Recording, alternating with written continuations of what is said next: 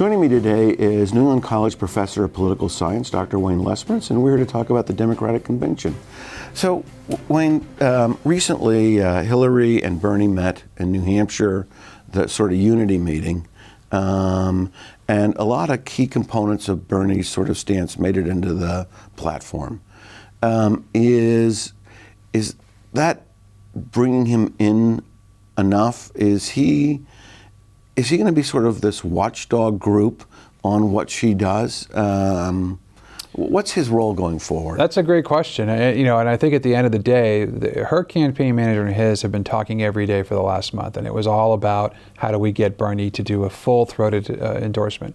Those of us who are watching that joint appearance in Portsmouth, New Hampshire, were watching for, is this really a full-throated endorsement? Is this really what she wants? And that's what she got. She did. Bernie, in no uncertain terms, came out for Hillary Clinton. And I think that's the first step. But you're absolutely right to describe him as a watchdog, because if she begins to tack back towards the middle, if she begins to equivocate on any of these promises, you can imagine Bernie Sanders saying, wait a minute, that's not what we agree to, and coming out and being sharply critical of her. I think his supporters would absolutely rally to that. So the potential danger for Hillary is that typically as we get to the general election, candidates tack back to the middle. They become much more moderate because they've got to appeal to a more moderate electorate. She's not going to have the same luxury there that she would had Bernie Sanders not been such an important figure in this campaign cycle. So in some ways, he's going to be in a position to constrain her movement back to the middle and to try to keep her on those progressive promises that she's made. So one of the big things he attacked her on was this inside Wall Street, outside Wall Street. He's outside Wall Street, she's inside Wall Street.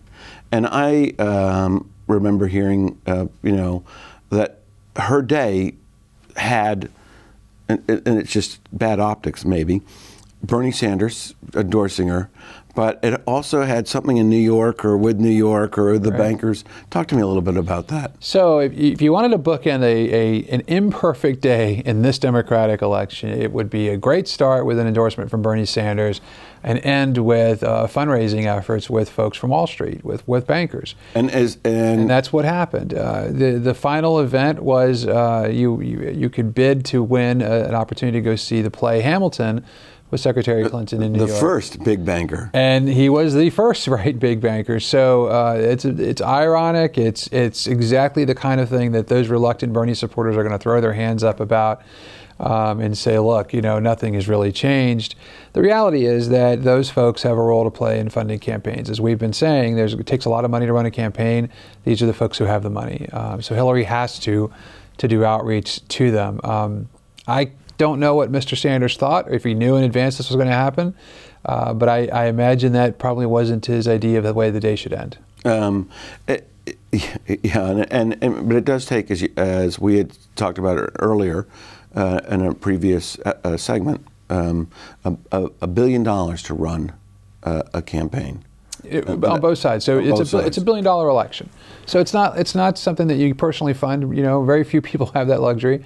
It's something that requires you to raise money. And while we like the idea of the $35 or the $27 donations that Bernie talks about, the reality is that doesn't get you there. It gets you some of the way there, but you need to find ways to fund these campaigns. And remember, it's not just the presidentials. You've got all these other down ballot races that also are competing for money. Money is life in politics. And whether that's good or bad, I'll leave it to the viewers to decide, but it is what it is. And so, she's going to have to raise money. Does she help the down ballots better than Trump helps the down ballots? I think so. I think people will point to her historic candidacy, first woman potentially elected to the presidency. I think in a place like New Hampshire, that's particularly poignant. But I think in general, she does help. There are places probably in the Deep South where there's much stronger Republican presence, that Hillary is tied to things like Benghazi, to the email scandal, that it's not going to be helpful. But I'm not sure Democrats are going to do well in those districts anyway. Quickly on the email, we got about 30 seconds left. The Republicans looking for silver bullets to have Hillary fail, and is there really a silver bullet to have her fail? Well, no, I think that they'd love a silver bullet as they basically said around Benghazi. But I think at this point, it's if you raise enough concern, people either stay home or they don't vote for her, and that makes a difference. So I think that these hearings that we're seeing are about driving voters away from her. Okay, we're out of time in this segment, but when we talk, we're going to continue focusing on the politics of this convention, so please stay with us.